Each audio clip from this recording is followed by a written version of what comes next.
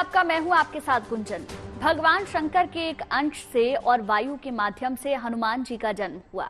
भगवान श्री राम की सेवा करने के लिए भगवान शंकर खुद उनके अवतार में आए, क्योंकि भोलेनाथ अपने रूप में इस सेवा का आनंद नहीं ले सकते थे। इसीलिए उन्होंने अपने 11वें रुद्र रूप को वानर के रूप में अवतरित किया। हर साल चैत्र पूर्णिमा को हनुमान जयंती का त्योहार धूमधाम से मनाया जाता है। इस बार हनुमान जयंती का ये पर्व 23 अप्रैल को मनाया जाएगा।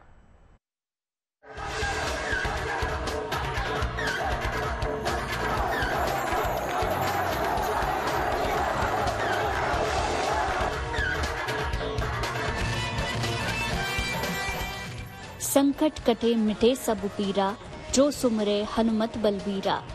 मतलब हनुमान जी में हर तरह के कष्ट ताप को दूर करने की क्षमता है। तुलसीदास की लिखी ये पंक्तियां बजरंगबली की महिमा दर्शाने के लिए काफी हैं। कहते हैं कि बजरंगबली का नाम लेने से ही दुख, संकट, भूत, पिशाच कोसों दूर भाग जाते हैं। इसीलिए राम भक्त हनुमान जी को संकट मोचन कहते हैं। इस साल चैत्र महीने की पूर्णिमा तिथि को हनुमान जयंती मनाई जाएगी। रामनवमी से ठीक 6 दिन बाद हनुमान जयंती मनाने की परंपरा है, लेकिन इस बार हनुमान जयंती अत्यंत शुभ है। दरअसल इस बार हनुमान जयंती मंगलवार 23 अप्रैल 2024 को पड़ रही है और मंगलवार का दिन हनुमान जी की पूजा के लिए समर्पित है। ऐसे में इसी दिन हनुमान जयंती का होना बेहद शुभ माना जा रहा है। हनुमान जी को प्रसन्न कर आप धन, संपत्ति, विद्या, सेहत, वैभव, संतान सब कुछ प्राप्त कर सकते हैं। उनसे शीघ्र कृपा पाने के लिए उनकी विधिवत पूजा उपासना फलदायी है। साथ ही हनुमान जी के 12 नामों के जप से हर विपदा टाली जा सकती है। कलयुग में राम भक्त हनुमान ही सबसे सिद्ध देव हैं। हनुमान जी की उपासना तुरंत फलदायी होती है। अपनी अद्भुत और कठोर भक्ति के कारण इनको अष्ट सिद्धि और नवनिधि का वरदान मिला। हनुमान जी की उपासना में एक तरीका इनके 12 नाम के पाठ का भी है। हनुमान जी के 12 यानी कि 12 नामों का स्मरण परम कल्याणकारी है। श्री हनुमान के नामों का जाप करने से सारी तकलीफें, समस्याएं दूर होती हैं। भक्तों की हर बाधा दूर हो जाती है।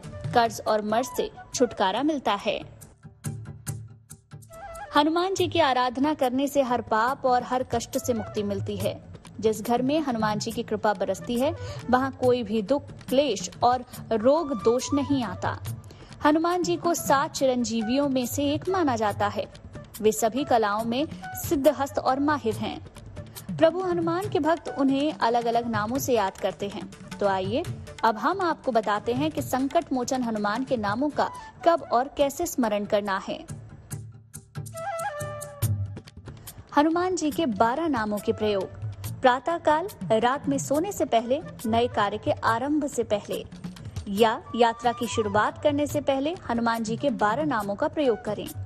पीले कागज पर लाल रंग से हनुमान जी के 12 नाम लिखें। इन नामों को घर के मुख्य द्वार और पूजा स्थान पर लगा दें। भोज पात्र पर अष्टगंध से लिखकर इसे लॉकेट की तरह गले में धारण कर सकते हैं। इन नामों का प्रयोग करने से व्यक्ति की 10 दिशाओं से रक्षा होती है। प्रातः काल ये नाम लेने से व्यक्ति दीर्घायु होता है। दोपहर को ये नाम लेने से धनवान होता है। रात को ये नाम लेने से विरोधी परास्त होते हैं, शत्रु शांत होते हैं। हनुमान जी के 12 नाम मनोकामनाओं को पूरा करने वाले हैं। इन 12 नामों का रोज प्रातः 9 बार जाप करना चाहिए। अजर अमर है हनुमान, अपने भक्तों पर कृपा करते हैं हनुमान। वो संकट मोचन हैं, वो महावीर भी हैं। हनुमान जयंती का दिन हनुमान भक्तों के साथ ही राम भक्तों के लिए भी खास दिन होता है, क्योंकि हनुमान जी तो स्वयं राम जी के परम और प्रिय भक्त थे। इस शुभ दिन पर भक्तगण पूजा पाठ करते हैं और धूमधाम से बजरंगबली का जन्मोत्सव मनाते हैं। Bureau report, good news today.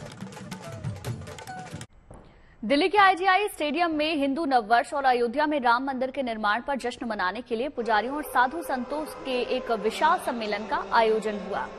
इस सम्मेलन में करीब 5000 से ज्यादा साधु संतों ने हिस्सा लिया। इसके अलावा हजारों की तादाद में श्रद्धालुओं ने शिरकत की। कार्यक्रम में हनुमान चालीसा का पाठ किया गया और रंगारंग कार्यक्रम का भी आयोजन हुआ।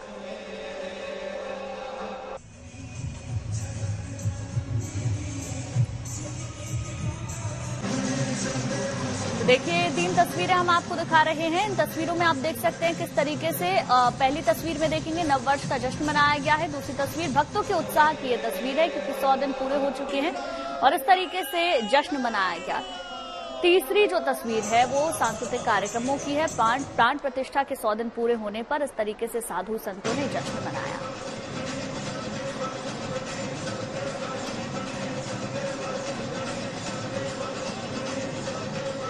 तो ऐतिहासिक मौका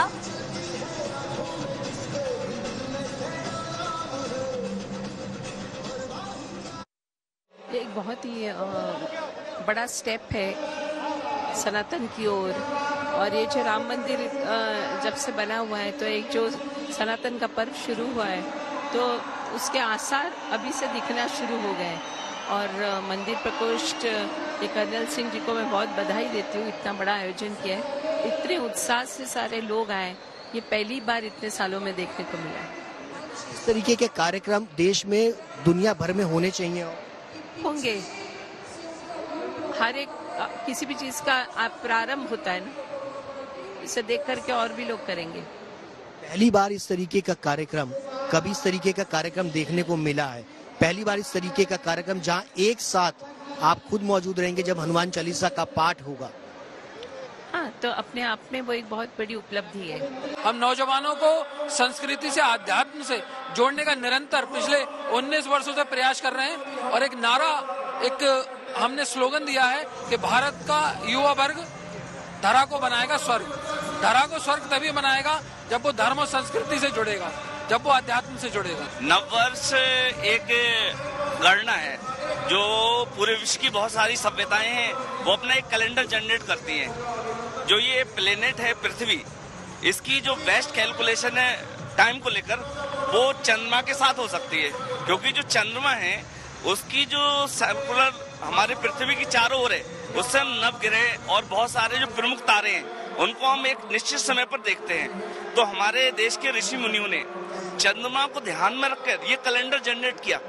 और ये जो चैत है, चैत में 15 दिन को हमने छोड़ा और 15 दिन के बाद ये दूसरा पक्ष लिया।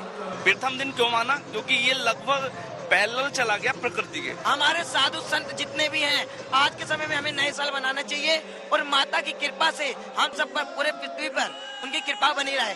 आज अयोध्या में राम मंदिर बना, इतनी खुशी की बात है। अधिकतर लोगों को क्या है कि बोलते हैं कि राम मंदिर से बनने से क्या फायदा मिला, इस अपने कॉलेज बनता, इस अपने हॉस्पिटल बनता, आप लोग भी सुने होंगे। लेकिन मैं पूछना चाहता हूँ, हॉस्पिटल कॉलेज से क्या तुम्हारे हिंदू जगते हैं? तुम्हारे बच्चे आगे बढ़ते हैं? नहीं बढ़ते। तुम लोग सोच रहे हो कि एक बार पढ़ लिया, जब राम मंदिर नहीं बना था तब आप लोग कहाँ थे? तब तो कोई बोलने वाला नहीं था। यहाँ पे देख सकते हैं लाखों करोड़ों व्यक्ति आए हुए हैं और सबको एक साथ जब हनुमान चालीसा पाठ होगा तब आप लोग सुनना क्या भव्य राम दर्शन होंगे। ऐसा दर्शन कहीं नहीं मिलेगा। इतने हमारे बड़े बड़े साधु संत लोग आए हैं, ऐसे नहीं आए हैं।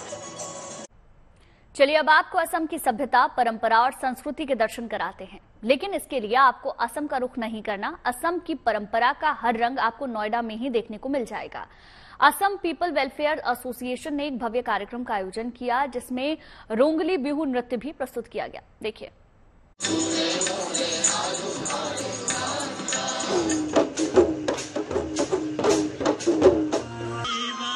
वाद्य यंत्रों की धुन और पारंपरिक सुरों की ये मधुर ध्वनि जरा सुनिए।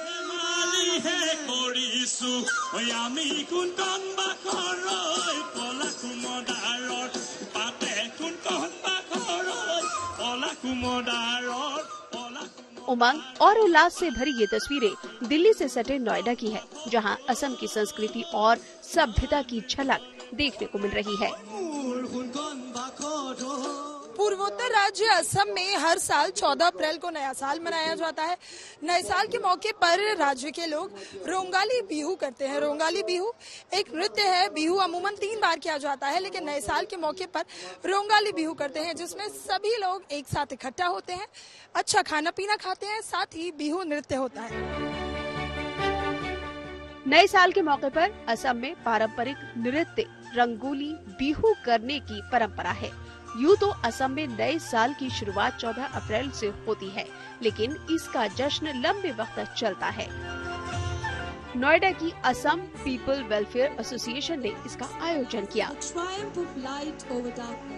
रंगाली बिहू असम का सबसे बड़ा नेशनल फेस्टिवल है, जो हम लोग बेसिकली जब भी वहाँ पे नेचर का अलग सा रूप हो जाता है तो begin with the new year, Assam new year का बिगिनिंग होती है, तो तब रंगाली बिहू हम लोग उद्यापन करते हैं।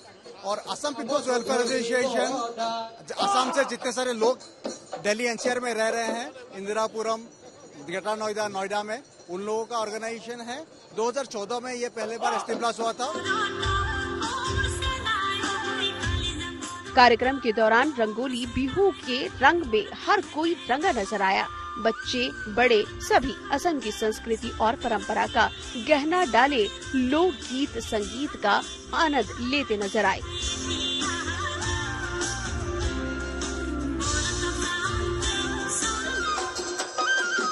कहते हैं असम की परंपरा को परखना हो, उसकी संस्कृति को समझना हो, वहाँ के गीत और संगीत पर थिरकना हो और गुनगुनाना हो तो रंगोली बिहू के त्योहार का हिस्सा बन जाइए।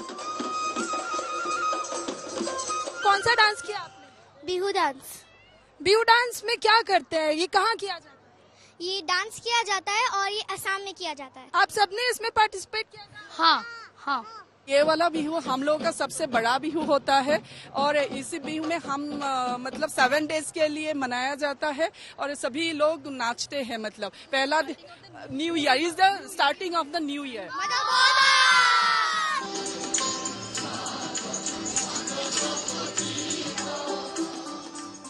असम में 3 बिहू त्योहार मनाए जाते हैं, रंगोली बिहू, भोगाली बिहू और काटी बिहू, जिसमें रंगोली बिहू के साथ असम में नए साल की शुरुआत हो जाती है। रंगोली या बोहाग बिहू असमिया कैलेंडर के चैत महीने की आखिरी दिन शुरू होता है।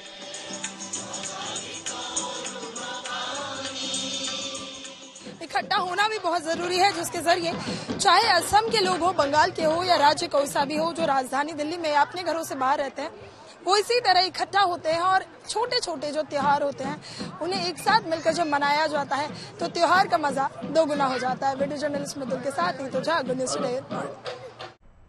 और अब बात करते हैं मौसम के मिजाज की। कहीं चुभती जलती गर्मी है तो कहीं सफेद बर्फ की चादर और सर्द हवाएं। इन दिनों मौसम का ये नरम गरम मिजाज बना हुआ है। जहां कई मैदानी इलाकों में पारा 40 डिग्री के आसपास पहुंच चुका है तो कश्मीर की फिजा इन दिनों बर्फीली हो रही है।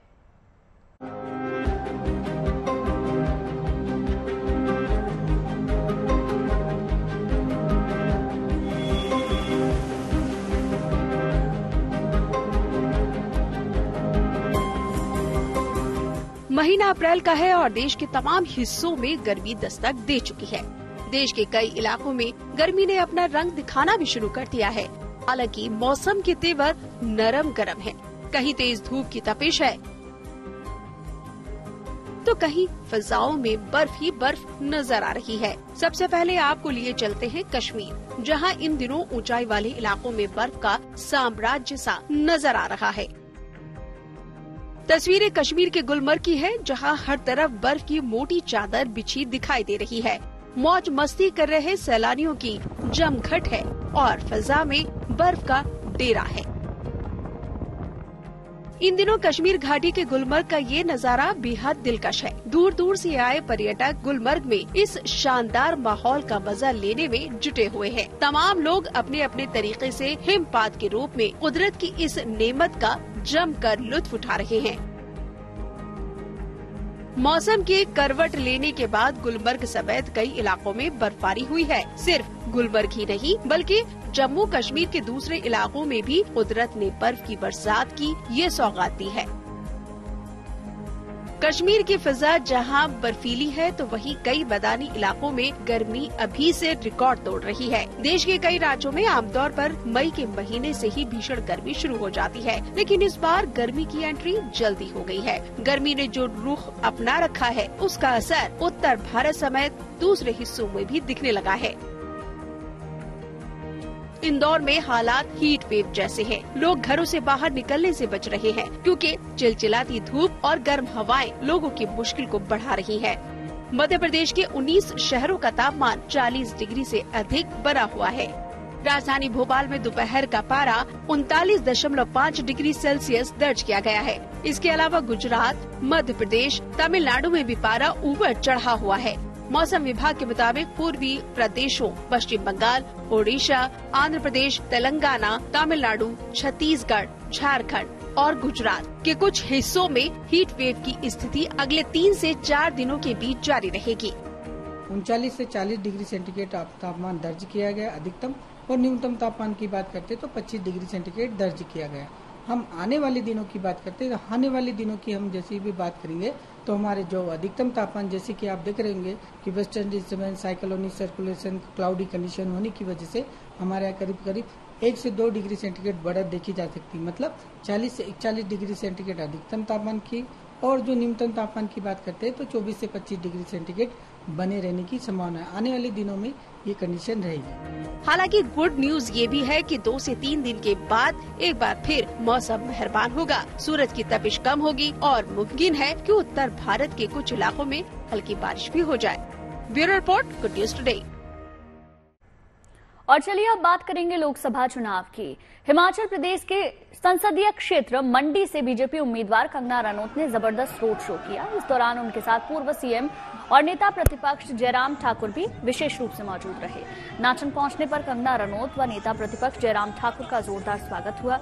नाचन के चेलचौक में मंडी जिले के बड़ा देव कमरू नाग के जयघोष से अपने भाषण की शुरुआत की। कंगना ने कहा कि अब हिमाचल से कांग्रेस सरकार को हटाने का समय आ गया है। कंगना ने कांग्रेस सरकार को अधर्मी सरकार की भी संज्ञा दी। एक तरफ है ये कलयुगी सरकार जो हमारे सेना बलों को पूछनी है कि कहां की इन्होंने सर्जिकल स्ट्राइक, क्या करते हैं, इनको कुछ नहीं आता। आप मान सकते हैं कि हमारे जो सैनिक शौर्य गति को प्राप्त होते हैं, उनकी हमारे हिमाचल को तो वीर भूमि कहते हैं।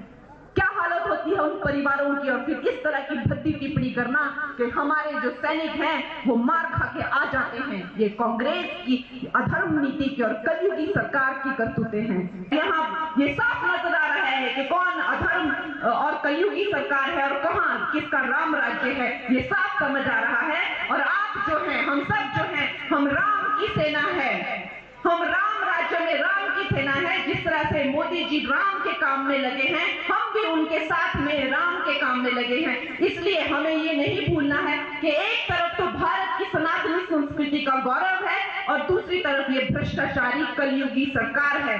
जैसे पूरे देश ने इनको रिजेक्ट कर दिया है, हिमाचल में भी हमें इनको पूरी तरह से हमें इनका सफाया कर देना है। हम अपनी बहन बेटियों का अपमान नहीं सहेंगे, हम भ्रष्टाचार नहीं सहेंगे, हम सेना का अपमान नहीं सहेंगे, और हम कुराजनीति, हमारी जो सरकारें हैं, देखिए कितनी स्टेबल सरकारें हर प्रदेश में है, यहाँ पे इन लोगों की लूट मची हुई है। हम इस तरह की राजनीति नहीं सहेंगे दोस्तों, और हमें संकल्प करना है कि 1 जून को जब यहाँ पे इलेक्शन होंगे तो केंद्र में भी भाजपा होगी और प्रदेश में भी भाजपा होगी। जय श्री राम। एक तरफ है हमारे मोदी जी का राम राज्य, जहाँ पे महिलाओं के लिए ना कि सिर्फ रिजर्वेशन दी जा रही है, महिलाओं के लिए छात्रवृत्ति 85 करोड़ की राशि जो है महिलाओं के लिए स्कॉलरशिप के लिए दी जा रही है। चुनाव की बात हो रही है तो राजस्थान का भी रुख कर लेते हैं, जहां इन दिनों साफों की डिमांड काफी बढ़ गई है। राजस्थान की बात हो तो वहां की वेशभूषा, खान पान और ऐतिहासिक इमारतों का जिक्र तो होता ही है, लेकिन राजस्थानी साफों और पगड़ी के बिना वहां की संस्कृति अधूरी सी लगती है।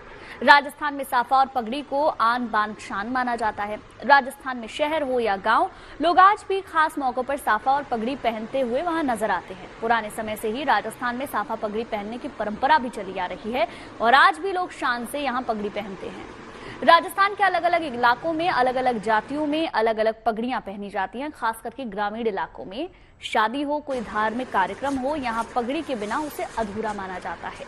इसी कारण साफे पगड़ी का व्यापार भी हमेशा यहाँ चलता रहता है। चलिए इसी के साथ इस खास पेशकश में फिलहाल के लिए बस इतना ही, लेकिन अच्छी खबरों के लिए आप देखते रहिए गुड न्यूज टुडे।